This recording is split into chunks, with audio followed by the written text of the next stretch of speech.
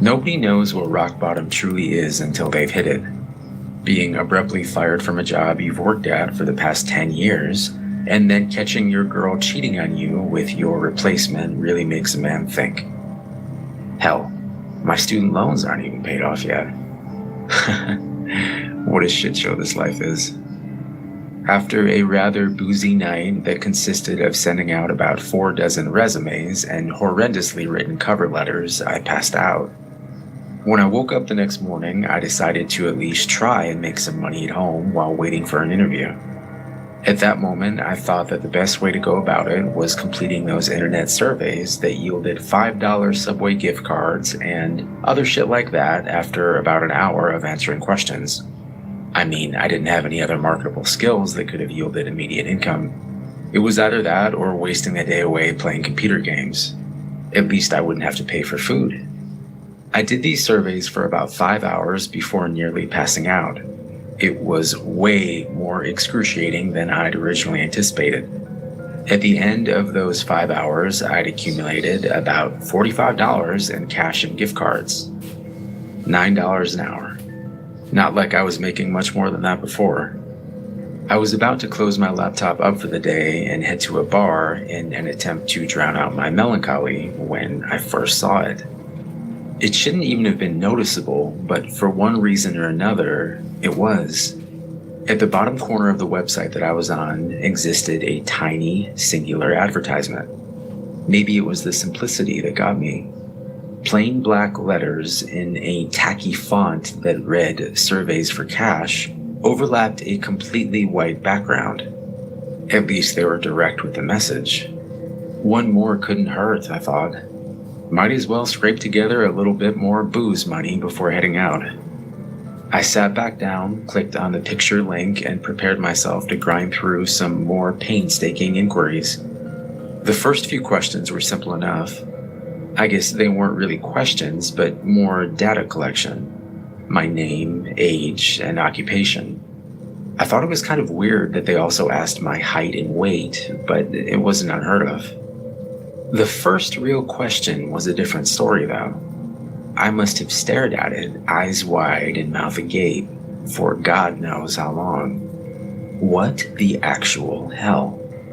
In plain English, this is what popped up on my screen. How strong is your urge to currently look behind you? There were 5 options below, ranging from not at all to overwhelming. There was no feasible reason why I should have been afraid at that moment, but I was. I tightened my breathing, trying to make out any subtle noises behind me. There were none. After maybe about 5 minutes, I worked up the courage to look. There was nothing. I sighed in relief and scoffed at myself at the same time. This must have been some kind of joke. However, I decided to entertain it, answering neutral and clicking on to the next question. This is what it read. Why would you look behind you? I smirked. Funny. Before simply typing in a "I don't know" in the response box and once again clicking next. This was the third question. You're on a plane. Apart from you, there is only one passenger who is sitting somewhere behind you. At some point, you get up to go to the washroom and find that the man is gone. You check to see if he's in the only bathroom on the plane, but he isn't. What do? Again, I must have stupidly stared at it for nearly 10 minutes. Was this some kind of obscure personality test? I mean, it must have been, right? Right. I put the same answer that I used for the last question. I don't know. It was true. I didn't know. How was I supposed to answer this shit? I clicked next again, now more intrigued than anything. The fourth question went like this. You wake up in woods unfamiliar to you. It's nighttime, and the moonlight provides you with only slight visibility. About 30 feet away from you, there is a small, dimly illuminated cabin. The door is open, and a smiling woman is motioning for you to come in. Do you go? Explain why. The question wasn't necessarily weirder than the last one, So my conjecture that this was some kind of odd personality test was still feasible. I actually made an attempt to answer this one, something along the lines of going into the cabin because there's simply nowhere else to go. Once again, I click next. Probably shouldn't have. The questions started getting really messed up. They weren't too gory or explicit, not anything like that. They were just stranger, weirder, more psychologically disturbing. If you're wondering why the hell I kept going, I can't really give you an explicit answer to that. I just felt like I had to. It was an esoteric, creeping sensation that I can't quite explain away. But I could never shake it. So I just went on. Some of the questions that stood out were, suppose that you wake up one night to find an elevator in your house. During every midnight after that, it opens up for 5 minutes, revealing an exact copy of yourself that gets progressively more injured as time goes on. Do you keep living like this? Or do you enter the elevator once and end it all? And you're in a hotel room but are awoken by a rapid knocking at your window. You peek through the blinds, seeing what appears to be a man missing both his eyes. He puts his mouth to the glass and tells you to kill the woman in the bathroom immediately. Do you listen to him? This was one of my least favorites. You are watching home videos with your mother. One of the tapes include footage of her being murdered by a masked intruder. Your mother simply laughs at this footage without saying anything. In your opinion, is this a cause for concern? In addition to this insanity-inducing shit, there were some rather disconcerting events happening in real life as well. I received a knock at the door about 30 minutes in. I look through my peephole to find a guy standing there, frantically shaking his head and mouthing "no" while making direct eye contact with me. He looked terrified. Obviously, I didn't open up. I received about 10 phone calls from somebody named the Auditor on my caller ID.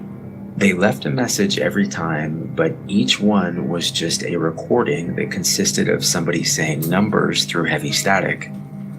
Actually, it sounded more like screaming now that I think about it. About an hour into this thing, I was on the verge of a mental breakdown. I was petrified of looking behind me, even though there was no indication that anything should have been there. I heard some soft scratching coming from my vent at one point. So I moved my couch under it. Eventually, I reached what appeared to be the end of the survey. However, it wasn't a question. It was simply a statement. Don't let them in. They're not to be trusted. Almost as if it were on cue, I heard more knocking at my door about 5 seconds after reading this. As slowly and silently as I could, I moved over and looked through the peephole once again. It was a different person than the one I'd seen earlier. She was a woman looking to be in her mid-20s. She was wearing a thick blazer despite it being around 90 Fahrenheit outside. She was also wearing sunglasses, so I could never tell where she was actually looking. She eventually took a piece of paper out of her pocket and slipped it under the door. I read the note. It's lying. Leave your apartment immediately. It's been about half an hour since. I can't bring myself to look at the computer screen nor at the woman outside. She's still there. I can see the shadows of her feet from underneath my door. I heard my bedroom window open a few minutes ago, but I've since jammed the door shut with a chair. I can hear some kind of distorted muttering coming from behind it now. Maybe rock bottom wasn't so bad. But what the hell am I supposed to do here?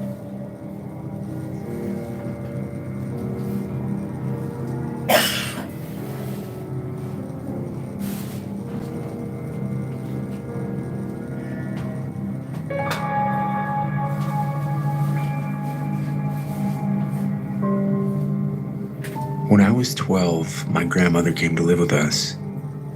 She wasn't ill, but at 89, my mother didn't want her living alone anymore. My mom worked, so she had a caretaker help during the day, and on Saturday afternoons, when my mom did her shopping, I would watch my grandma. She was a kind and cheerful lady, and she would often tell me stories about her childhood. During this particular week, I had taken a book out of the library called Tales of Terror. That Saturday afternoon, we were in the living room folding a basket of clean clothes, and I happened to ask her, "What's the scariest thing you can remember?" She paused and sat back in her chair. "Well," she said, "when I was a girl, a little older than you, we lived in a small village. The only thing remarkable about it was the Abbey.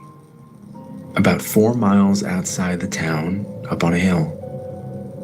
No one knew exactly how old it was, but it looked like it had been there forever.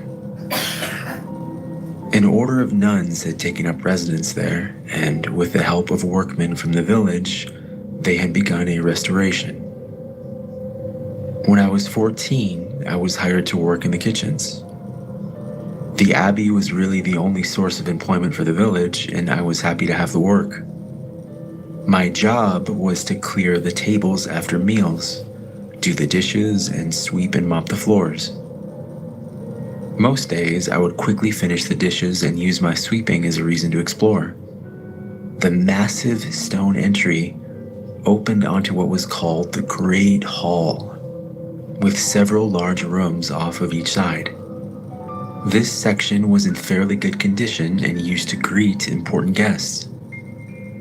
The kitchens and sleeping quarters were on the right, and to the left was the chapel and a wide stone path that led to the oldest and most dilapidated section of the Abbey. This was, of course, the part that I was most curious about. As the weeks passed, I took notice that every day at noon, a large plate of food was prepared and taken out of the kitchen door, across the courtyard and handed to the Mother Abbess. She, and only she, would carry the dish past the chapel and down the shaded path to the old part of the Abbey. She would return in 20 minutes or so, and then retire immediately to her room above the dining hall. The Mother Abbess was quite old and very strict, and I tried my best to keep out of her way. I would do my work and took pride in a job well done. Things went along this way until late September of my first year there. 2 of the nuns became ill, and then 2 became 4, and 4 became 6. It spread quickly, until the few left that were healthy spent their days taking care of the sick. I had been asked to clear the dishes and then head home until farther notice. They said they would send for me after the sickness had passed. I finished my work and walked out into something I'd never seen before, a completely empty courtyard. I looked down the old stone path and thought, this may be my only chance. So I took a quick glance around and moved into the cool shadows of the walkway, up several steps and into the old wing of the Abbey. Outside, it was early afternoon, but in the dark stone hallway, it was twilight. Here, it was completely silent. I could hear my footsteps echo as I stepped slowly down the hall. The passage went on for a while, and it ended at the base of a narrow stairwell. Going up, I felt the curving stone walls with my hand. At the top of the stairs, the hall branched out in 3 directions. I considered retreating, worried I would get lost. That was when I saw the footsteps, clearly marked in the thick dust of the floor. So I followed, down the hallway to the left, up another stairway so narrow that only one person could fit. At the top of the stairs, there was only a landing with two heavy oak doors on either side, directly opposite each other. The doors each had a small barred window about 12 inches wide. That was when I heard the whispering. It was a constant volley of words, spoken with urgency.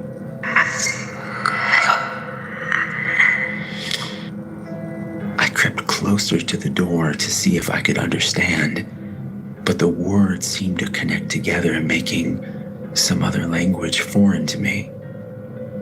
I don't know what possessed me, but I inched toward the bars. I had to see what was inside. Peeking through them, I saw only darkness. As my eyes adjusted, though, I saw the outline of a small figure. A woman. She was turned away from me. Her long hair was matted and unkempt, and she was whispering at a feverish pitch. It was then that something soft brushed against my ankle, and I fell back against the door with a scream. Something black jumped away from me. I saw that it was just the Abbey cat. He must have followed me from the kitchen looking for something to eat. Standing back up, I brushed the dust from my clothes, and then I noticed the whispering had stopped. I turned around slowly and saw her face was just inches from mine. Her eyes were solid white, and I was so close that I could see tiny red veins running through them. She must have been blind, but it wasn't just her eyes. Before I fainted, I saw that she was grinning at me, and I heard her whisper 3 words.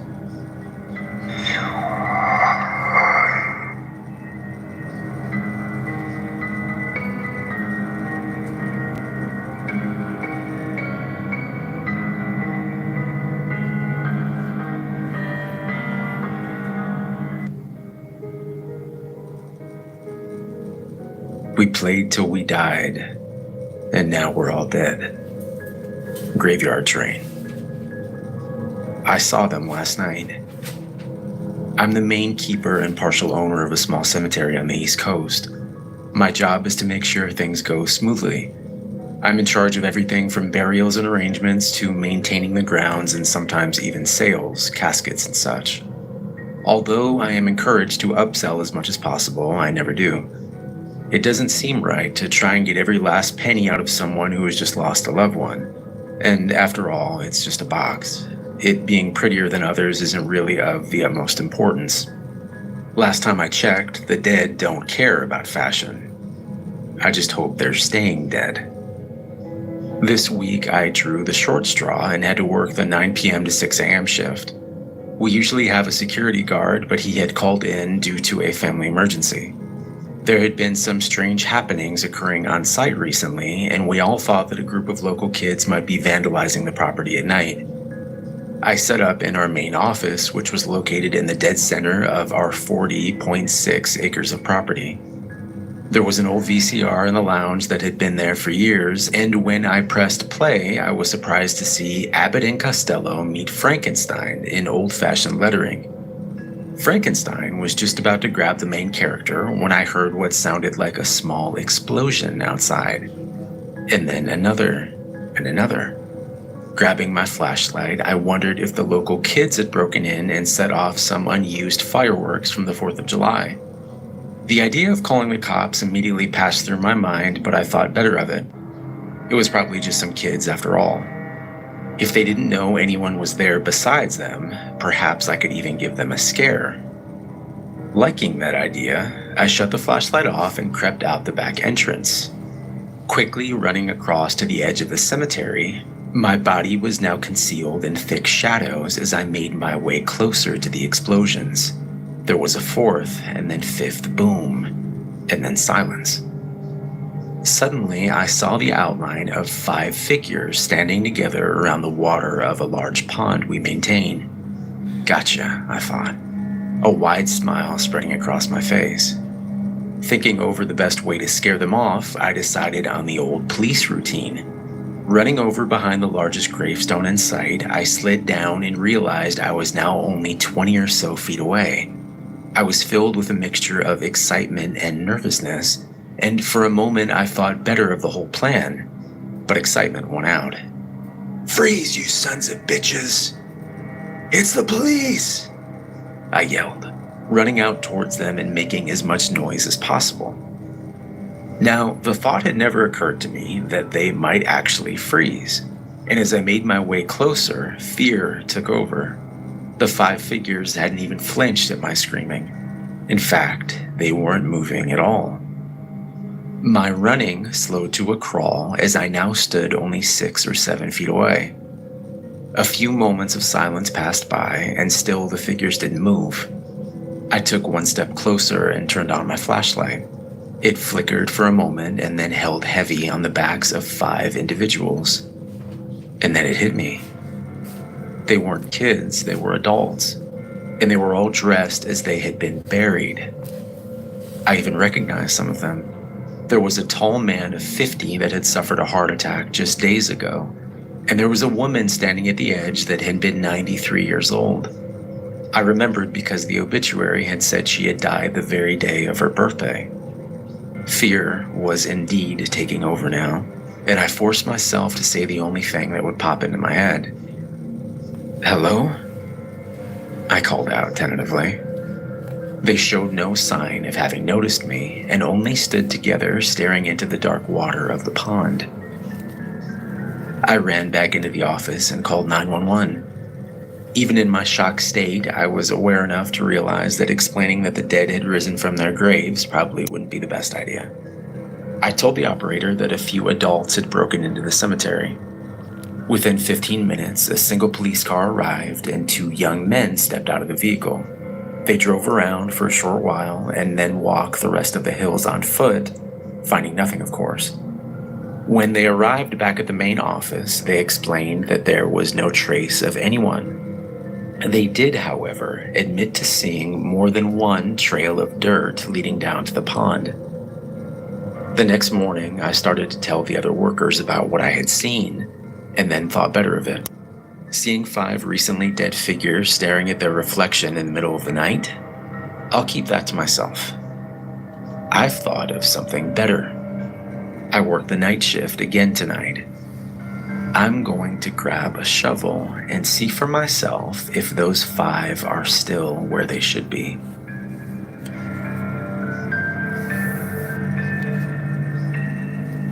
No way.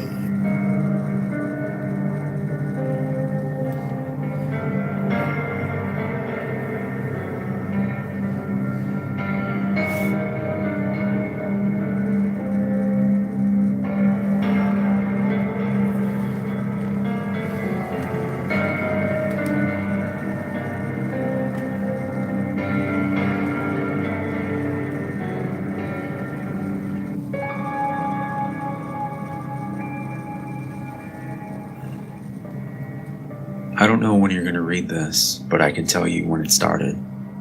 I was out for a walk alone in the woods when the entity came for me. It was beyond a blur. It was, for lack of a better term, absence of meaning. Where it hid, there were no trees. Where it crept closer, there was no grass. Through the arc it leapt at me, there was no breeze of motion. There was no air at all. As it struck, I felt the distinct sensation of claws puncturing me somewhere unseen, somewhere I'd never felt before.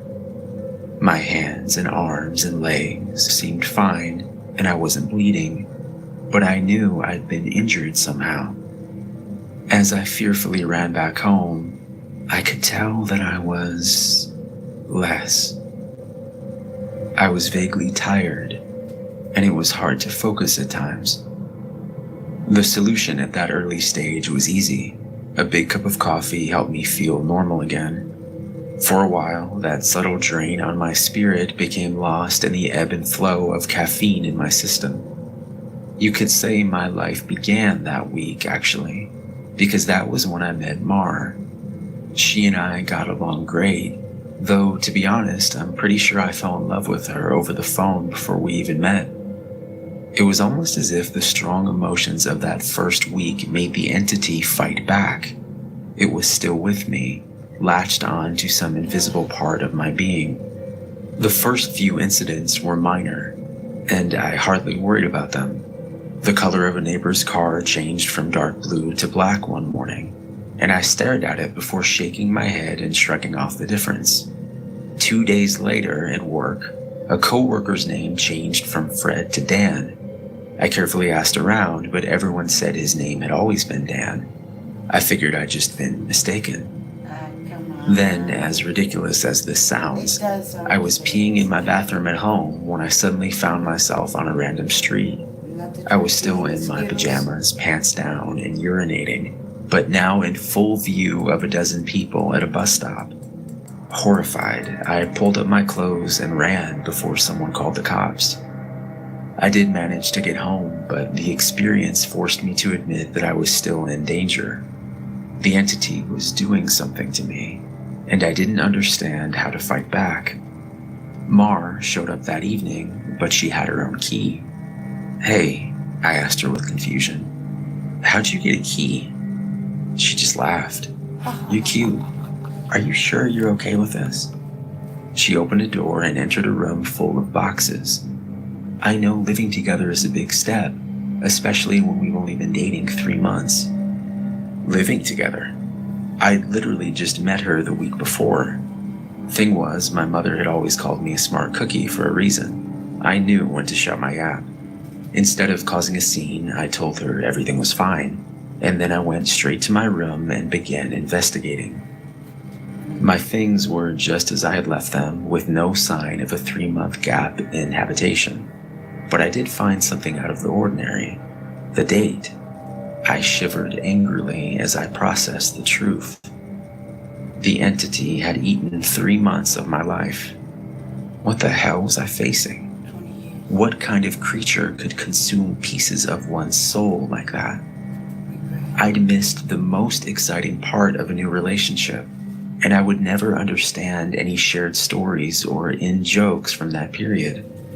Something absurdly precious had been taken from me, and I was furious. That fury helped suppress the entity. I never imbibed alcohol. I drank coffee religiously. I checked the date every time I woke up. For 3 years, I managed to live each day while observing nothing more than minor alterations. A social fact here and there, someone's job, how many kids they had, that sort of thing. The layout of nearby streets, the time my favorite television show aired, that kind of thing. Always, those changes reminded me that the creature still had its claws sunk into my spirit. Not once in 3 years did I ever let myself zone out. One day, I grew careless. I let myself get really into the season finale of my favorite show. It was gripping, a fantastic story. Right at the height of the action, a young boy came up to my lounger and shook my hand. Surprised, I asked, "Who are you? How'd you get in here?" He laughed and smiled brightly. "Silly daddy." My heart sank in my chest. I knew immediately what had happened. After a few masked questions, I discovered that he was 2 years old, and that he was my son. The agony and heartache filling my chest was nearly unbearable. Not only had I missed the birth of my son, I would never see or know the first years of his life. Mar and I had obviously gotten married and started a family in the time I'd lost, and I had no idea what joys or pains those years contained.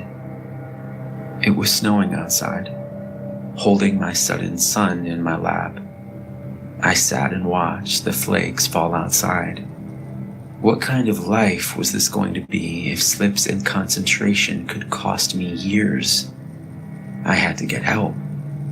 The church had no idea what to do. The priest didn't believe me and told me I had a health issue rather than some sort of possession. The doctors didn't have any clue. Nothing showed up on all their scans and tests, but they happily took my money in return for nothing. By the time I ran out of options, I decided to tell Mar. There was no way to know what this all looked like from her side. What was I like when I wasn't there? Did I still take our son to school? Did I still do my job? Clearly I did, because she seemed to be none the wiser. But I still had a horrible feeling that something must have been missing in her life when I wasn't actually home inside my own head. But the night I set up a nice dinner in preparation, she arrived not by unlocking the door, but by knocking on it. I answered and found that she was in a nice dress. She was happily surprised by the settings on the table. A fancy dinner for a second date? I knew you were sweet on me. Thank the Lord I knew when to keep my mouth shut. If I'd gone on about being married and having a son, she might have run for the hills. Instead, I took her coat and sat down for our second date. Through carefully crafted questions, I managed to deduce the truth.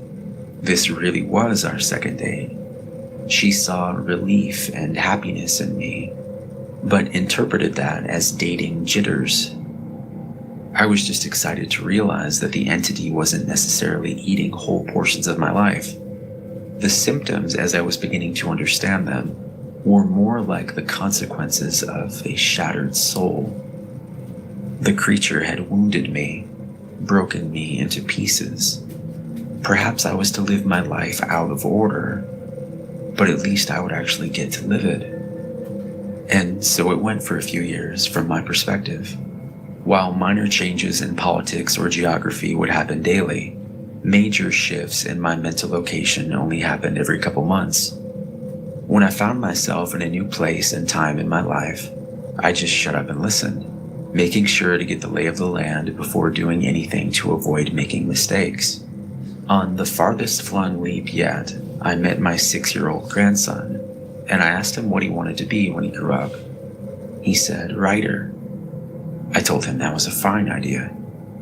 Then I was back in month 2 of my relationship with Mar, and I had the best night with her on the riverfront. When I say the best, I mean the best. Knowing how special she would become to me, I asked her to move in. I got to live through what I'd missed the first go-around, and I came to understand that I was never mentally absent. I would always be there, eventually. When we were moving her boxes in, she stopped for a moment and said she marveled at my great love, as if I'd known her for a lifetime and never once doubted she was the one. That was the first time I truly laughed freely and wholeheartedly since the entity had wounded me. She was right about my love for her, but for exactly the reason she'd considered a silly romantic analogy. I had known her my whole life, and I'd come to terms with my situation and found peace with it. It wasn't so bad to have sneak peeks at all the best parts ahead. But of course, I wouldn't be writing this if it hadn't gotten worse. The entity was still with me. It had not wounded me and departed like I'd wanted to believe. The closest I can describe my growing understanding was that the creature was burrowing deeper into my psyche, fracturing it into smaller pieces. Instead of months between major shifts, I began having only weeks. Once I noticed that trend, I feared my ultimate fate would be to jump between times in my life, heartbeat by heartbeat, forever confused, forever lost. Only an instant in each time meant I would never be able to speak with anyone else, never be able to hold a conversation, never express or receive love. As the true depth of that fear came upon me, I sat in an older version of me and watched the snow falling outside. That was the one constant in my life. The weather didn't care who I was or what pains I had to face. Nature was always there. The falling snow was always like a little hook that kept me in a place. The pure emotional peace it brought me was like a panacea on my mental wounds, and I'd never yet shifted while watching the pattern of falling white and thinking of the times I'd gone sledding or built a snow fort as a child. A teenager touched my arm. "Grandpa?" "Huh?" He'd startled me out of my thoughts, so I was less careful than usual. "Who are you?" He half grinned, as if not sure whether I was joking. Handing me a stack of papers, he said, "It's my first attempt at a novel. Would you read it and tell me what you think?" Of course. Pursuing that dream of being a writer, I see. He burned bright red. Trying to, anyway. "All right, run off. I'll read this right now." The words were blurry, and annoyed I looked for glasses I probably had for reading. Being old was terrible, and I wanted to leap back into a younger year, but not before I read his book. I found my glasses in a sweater pocket and began leafing through. Mar puttered in and out of the living room, still beautiful, but I had to focus. I didn't know how much time I would have there. It seemed that we had relatives over. Was it Christmas? A pair of adults and a couple kids I didn't recognize tromped through the hallway, and I saw my son, now adult, walk by with his wife on the way out the door. As a group, the extended family began sledding outside. Finally, I finished reading the story and I called out for my grandson. He rushed down the stairs and into the living room. "How was it?" "Well, it's terrible," I told him truthfully. "But it's terrible for all the right reasons. You're still a young man, so your characters behave like young people. But the structure of the story itself is very solid." I paused.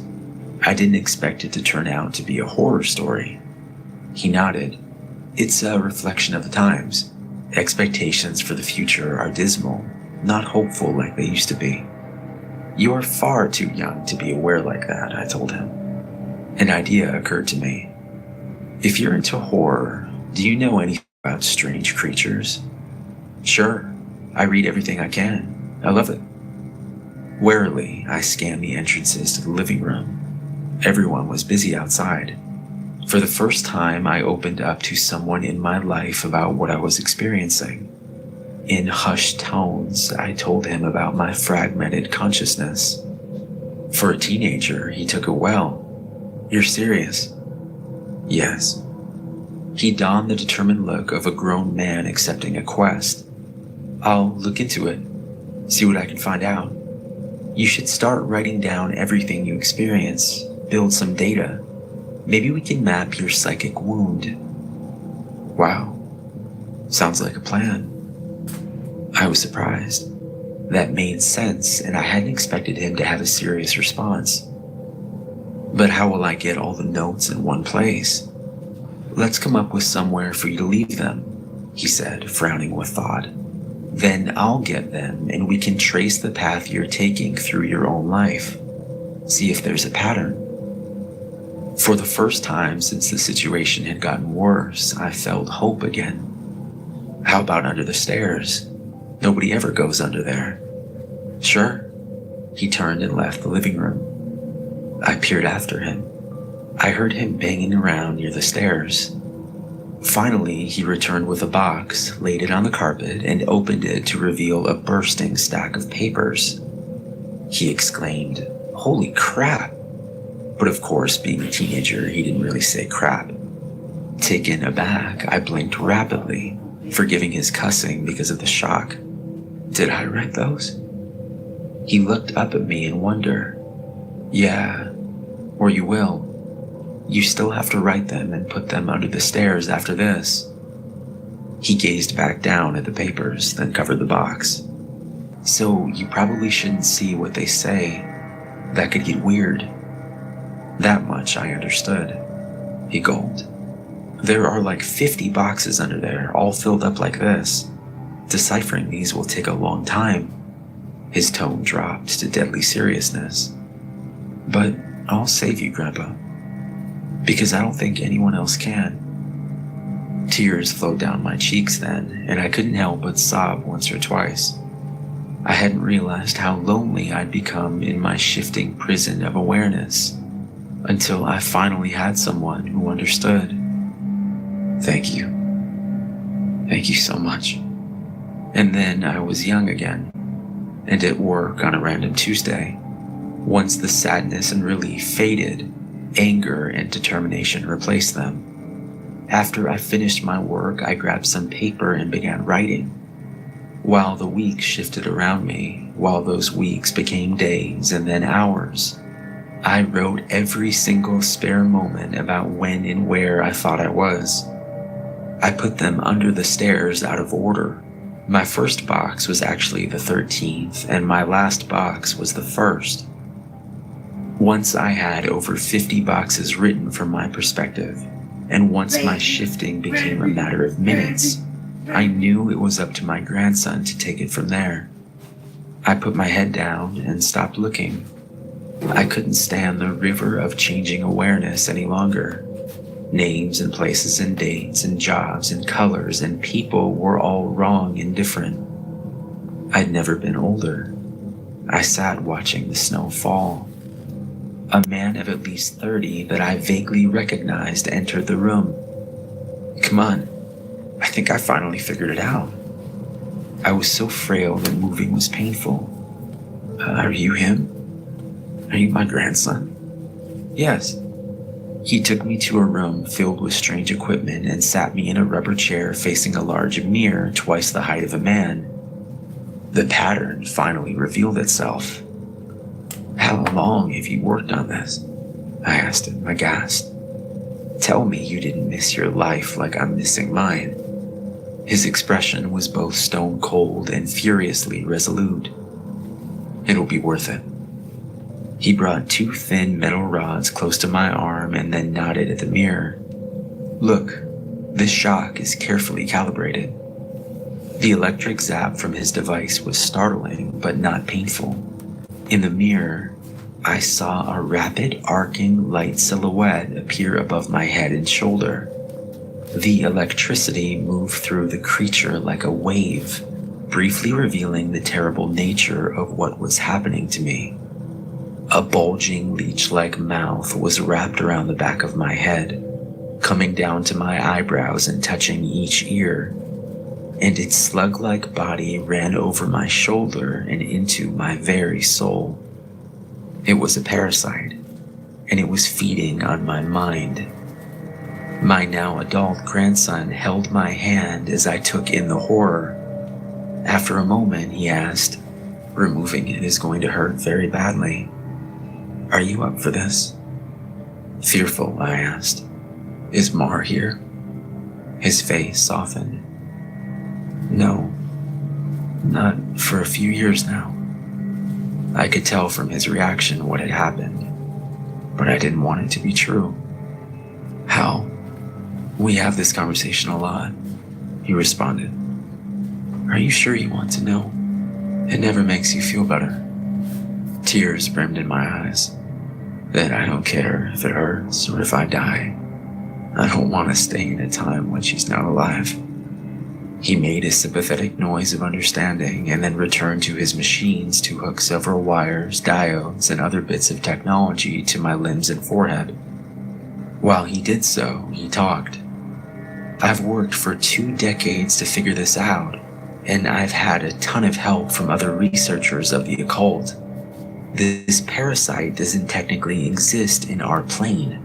It's one of the lesser spawns, and it feeds on the plexus of mind, soul, and quantum consciousness and reality. When details like names and colors of objects changed, you weren't going crazy. The web of your existence was merely losing strands as the creature ate its way through you. I didn't fully understand. I looked up in confusion as he placed a circlet of electronics like a crown on my head, in exact line with where the parasite's mouth had ringed me. He paused his work and grew pale. I forgot that you wouldn't know. You're lucky, believe me. After a deep breath, he began moving again and placed his fingers near a few stitches. Ready? Ready? This is carefully tuned to make your nervous system extremely unappetizing to the parasite, but it's basically electroshock therapy. I could still see Mars smile. I had just been with her moments ago. Do it. The click of a switch echoed in my ears, and I almost laughed at how mild the electricity was. It didn't feel like anything, at least at first. Then I saw the mirror shaking, and my body within that image convulsing. Oh no, it did hurt. Nothing had ever been more painful. It was just so excruciating that my mind hadn't been able to immediately process it. As my vision shook and fire burned in every nerve in my body, I could see the reflected, trembling light silhouette of the parasite on my head as it writhed in agony equal to mine. It had claws, 6 clawed lizard-like limbs under its leech-like body, and it cut into me in an attempt to stay latched on. The electricity made my memories flare. Mar's smile was foremost, lit brightly in front of a warm fire as the snow fell past the window behind her. The edges of that memory began lighting up, and I realized that my life was one continuous stretch of experience. It was only the awareness of it that had been fragmented by the feasting evil on my back. I'd never managed to be there for the birth of my son. I'd jumped around it a dozen times, but never actually lived it. For the first time, I got to hold Mar's hand and be there for her. No, that moment had shifted seamlessly into holding her hand as she lay in a hospital bed for a very different reason. Not this. God, why? It was so merciless to make me remember this. I broke down in tears as nurses rushed into the room. I didn't want to know. I didn't want to experience it. I'd seen all the good parts, but I hadn't wanted the worst part. The inevitable end that all would one day face. It wasn't worth it. It was tainted. All that joy was given back 10,000-fold as pain. The fire in my body and in my brain surged to sheer white torture, and I screamed. My scream faded into a surprised shout as the machines and electricity and chair faded away. Snow was no longer falling around my life. I was out in the woods on a bright summer day. Oh God. I turned to see the creature approaching me. It was the same absence of meaning, the same blank on reality. It crept forward, just like before. But this time, it hissed and turned away. I stood, astounded at being young again and freed from the parasite. My grandson had actually done it. He'd made me an unappetizing meal, so the predator of mind and soul had moved on in search of a different snack. I returned home in a daze. And while I was sitting there processing all that had happened, the phone rang. I looked at it in awe and sadness. I knew who it was. It was Marjorie, calling for the first time for some trivial reason she'd admit 30 years later was made up just to talk to me.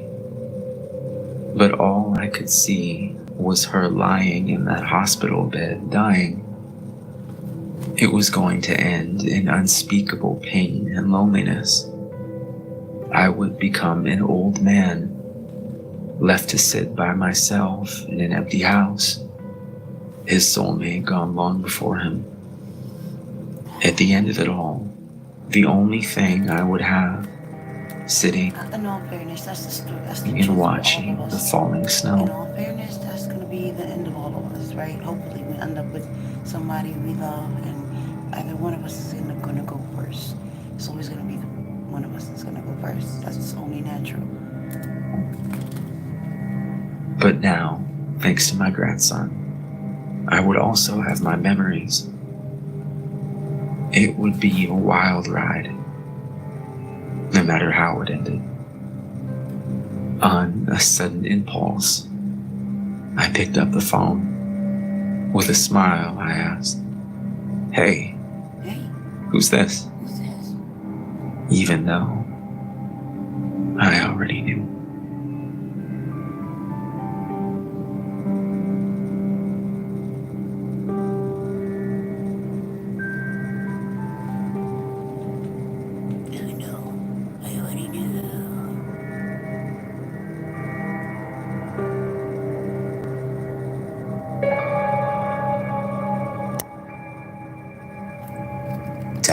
Of course, no one could name anyone whom the ghost had actually killed, but the tales were enough to keep people away from the alley at night. Fortunately for the owners of the tavern that backed onto the alley, their front door faced a well-lit road, and so business was not slack. Then, one night, while the tavern was full of drinkers, a nasty character named O'Hare wandered into the bar.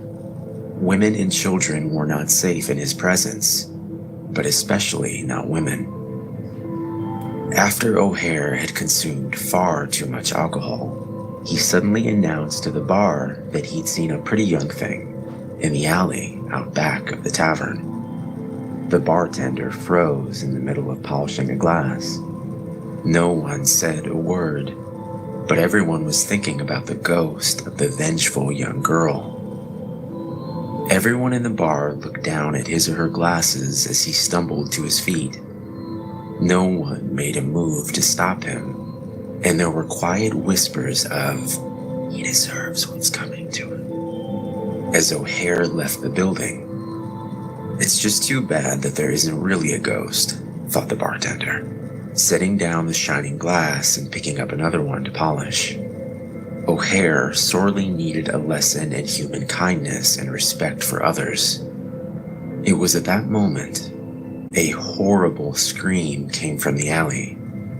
Everyone in the tavern looked up in shock and fear.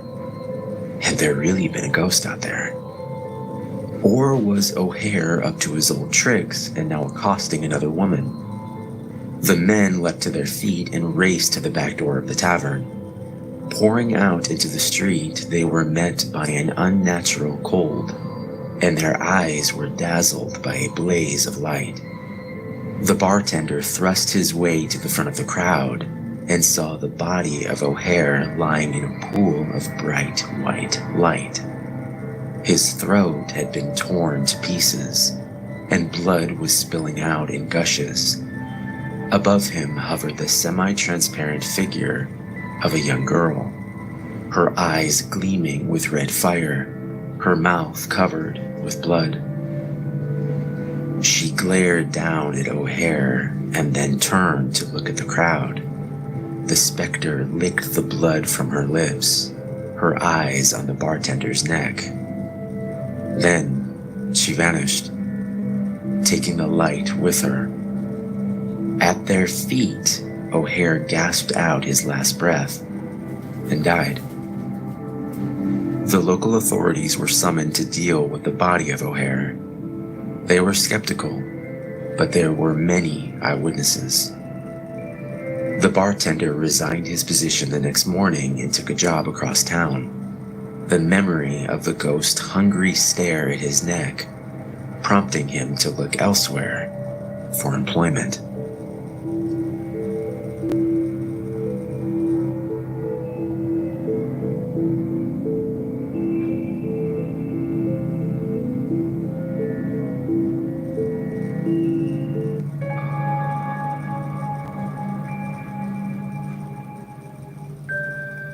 Maybe you've heard the story of the witch and the evil that followed her. Legend says that from 1817 to 1821, a family came under attack by a clairvoyant entity that could affect the environment and even shapeshift. While some of that is true, it's far more simple than you think. Sometimes words are chosen because they convey a truth. Sometimes that truth is obvious. Though I am Not now an so old obvious. man, my body riddled with cancer, I wanted to warn you of what happened so many years ago. In the 1950s, my family relocated to an old two-story brick home in New England. The five of us arrived late in the evening, and my two sisters and I stared out into the dark water behind our home. What's more, when we stepped into our bedroom, we found that our three beds pointed out towards the ocean. It was also strange. My parents had little money, but were able to purchase the home for far less than what they had paid for a small apartment in Ohio. As my mother entered the bedroom behind us, her surprise was real as well. I didn't realize the home would be furnished. What lovely little beds, she said. She tucked us into our three beds overlooking the ocean, kissed us on our foreheads, and shut the door quietly. We immediately sat up and looked out into the ocean. "Think we'll see a shark?" Sarah asked. "Of course we will. It's the ocean," I replied confidently. My two younger sisters smiled, looking over at me in wonder. They always thought I would protect them. But I couldn't stop what was coming, and none of us were ready for what happened next. That night, we fell asleep easily from the long journey until we heard the noise. The soft ding of a bell awoke us from our slumber. "Did you hear that, John?" Emma asked quietly. "Yes." Gazing down at the black water, we were lost for words.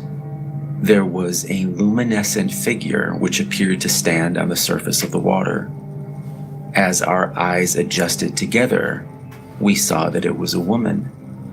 She was smiling warmly, and as she drifted closer, we realized that the sound we had heard was from a bell she was holding. Her graceful hand moved in the wind, and I heard the noise again. She floated even closer, her eyes now locked hypnotically with my sister Sarah. And then she was gone. Yeah, that's good, because if she wasn't gone, I'd be gone. I didn't have a chance to wake my parents because the next thing I knew, I was in a deep sleep. Upon awaking, I was greeted to the somber eyes of my father staring down at me. My parents had awoken in the morning to find Sarah missing. Searching everywhere, they had finally spotted her body drifting lifeless at the edge of the ocean. The next few days, I tried to tell my mother and father about what the three of us had seen that night, but they wouldn't have it. They were inconsolable at the loss of their daughter and had no patience for the fairy tale Emma and I had created. Sarah was buried 3 days later, but it wouldn't be the last time I saw her. The night after her funeral, Emma and I awoke to the same sound. We shot up in bed and stared down into the deep waters. "John, did you..." My sister was interrupted by the second recurring noise piercing the air. I like to think that I would have had the sense to warn her to cover her ears, if not for what happened next. The eyes of my dead sister Sarah looked into mine. The beautiful figure of the woman was not alone this time. The small shape of my sister floated next to her, the two of them holding hands and smiling up at us innocently. Before I could react, I heard the noise for a third time. I fell into a deep sleep.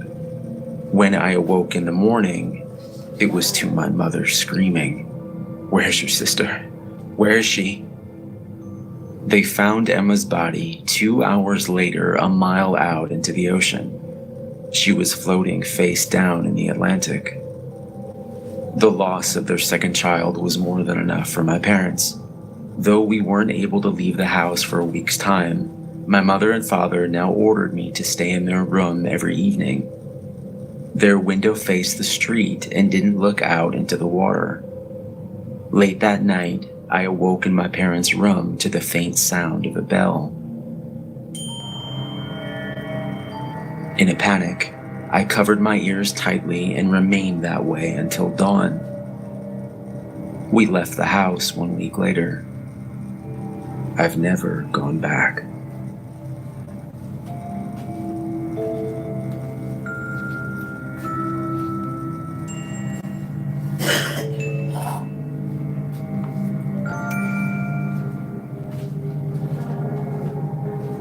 can't say exactly why the sight of a mysterious black hole in my ceiling didn't make me run like hell, but it didn't. Instead, as I watched the hole grow slowly day by day over the past 4 months, I was filled with a sense of excitement, maybe even wonder.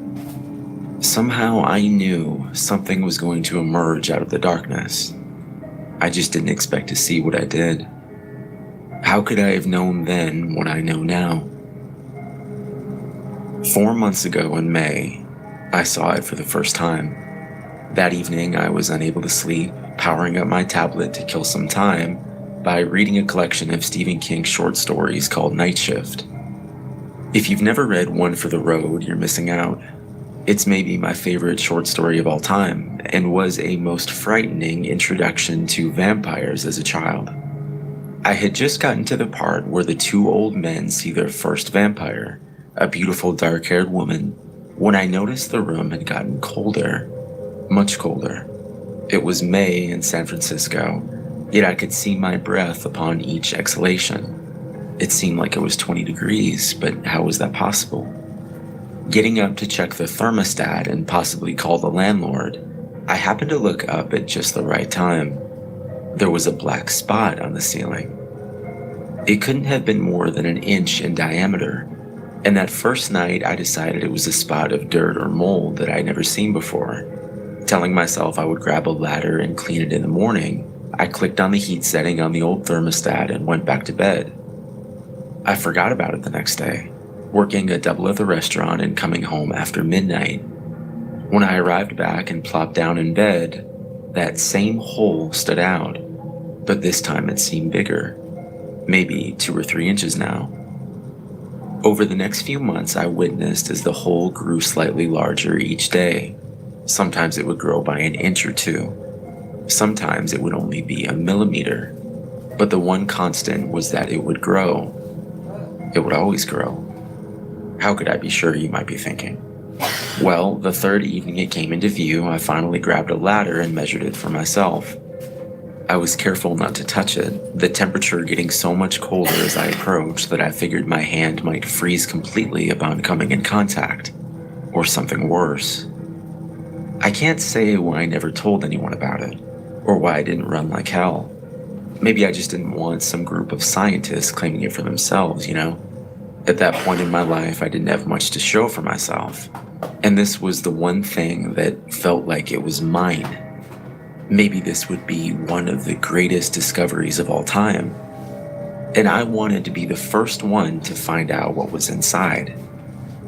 Last night, I finally got my wish. The room seemed colder than normal, confirmed upon checking the thermostat and finding it was well below 0. I watched as the hole flexed and bent, and something began to pull its way out of the darkness. First, there was a small shape about the size of a finger. Then, something like a hand emerged, dripping a steady plop of what looked like blood down from the ceiling and onto the icy wooden floor. I held my breath and watched as a dark figure stained and covered with blood pulled its way out of the hole and fell down onto the floor in front of my bed. Maybe I imagined the bright red blood steaming up from its shape and becoming a thin mist, but the thing did seem to be almost burning as it lay there on the thick blue rug at the center of my room. A few minutes went by, and time seemed to help the creature calm its breathing back down to a slower rate. A stronger wave of horror fell over me then, as I watched the thing slowly raise its level and stand, seeming to examine the bedroom around it as it walked awkwardly from corner to corner. I was trying to decide if I should run like hell or try to speak with it, when it seemed to notice me for the first time. Hello? I said nervously. Blood dripped off the creature and onto the floor as it finally took a step towards my bed. Help me, the figure whispered, a weakness and fear even greater than my own emanating from its lips. Help me, Mark. It continued. How do you know my name? It almost seemed to grow tired then, and I watched in a mix of horror and confusion as it walked slowly into my bathroom. There was a click as the shower door closed, and then the soft squeaking of the steel shower handle, followed by a steady downfall of water. My legs dangled off the bed as I thought about a whole slew of options, from calling the police, to calling NASA, to just running like hell. But I didn't, choosing instead to stay and wait. Until 15 minutes later, the handle squeaked off, and the door opened slowly. Close. The thing said weakly. I did as it asked, rushing towards my closet and grabbing the first thing I saw, a black sweater and pair of worn blue jeans. Reaching my arm around the corner of the bathroom door, I half expected to be bitten or something worse, but none of that happened. Thank you. The voice said as it took the clothes from my hands. You're welcome, I managed to reply, walking over to the kitchen table and sitting down. What else could I do? I grabbed 2 beers and waited. Not long after, the dark shape of what I assume was its head peeked around the corner and stared at me from the bedroom, now wearing the fresh clothes I had given it. The shower had been successful, and the red blood I assume that had covered the creature was now most certainly covering my shower walls and bathroom floor. I shuddered at the thought. Don't worry. I cleaned it. The voice said, sitting down across from me at the kitchen table. I remember this. It said. And then the scream started, the thing falling to the floor and clutching its head tightly. It never stops. It never stops. It said painfully, perhaps more to itself. If I've left out the description of the creature, well, that's because at first I couldn't think of the words. It seemed to be absent of color. Completely black would be the best description, I suppose. But don't they say that black holes aren't really black? The figure's absence of color had been a stark contrast to the darkness, even when the lights had been off completely. From its size and shape, it appeared to have the general stature of a man. The clothes above it almost made it appear human. Well, sort of. The clothes I had given it were puffed up as if a man was inside of them. But upon a closer look, they were filled with darkness. After a few moments, the thing stood back up in front of the kitchen table. It had no eyes that I could tell, but I knew it was examining me nonetheless.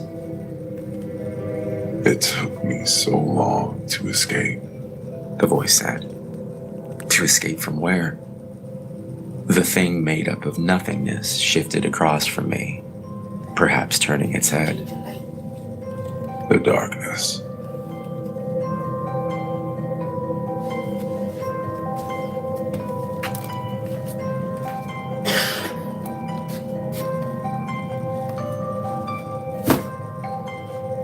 Wow, when you find out that one of your students starts posting ugly ass pictures of you, really? Wow, because that's how busted your teacher look. Fuck you, bitch. Straight up. The conversation was normal until one of the speakers suffered a sudden and violent death. It began when a young, fresh-faced youth with an old-fashioned camera draped around his neck approached a young woman sitting on a park bench. "Excuse me, miss," he began tentatively. She looked up from her phone and brushed a lock of blonde hair out of her green eyes. "Yes," she said, masking her mild annoyance with a smile. "I'm doing a photography project for my..." Fuck your haters all day, every day. God is greater than all his enemies combined. But you're always gonna find a stupid, hateful bitch always have something to say. Fuck a hoe. You know what I'm saying? You wanna, oh, look, I got a bad angle of her right here, look. So the fuck what, bitch? Grow up. For real? You stupid. That's why you look like a used up tampon. Keep that shit for real. The band out. Ciao, ciao. Fucking scan code. I knew I sensed a two-faced bitch when I see one, man. It's all good. Back to the show, guys. "A school," he said, "and I was wondering if I could photograph you." "Oh," she said. The request seemed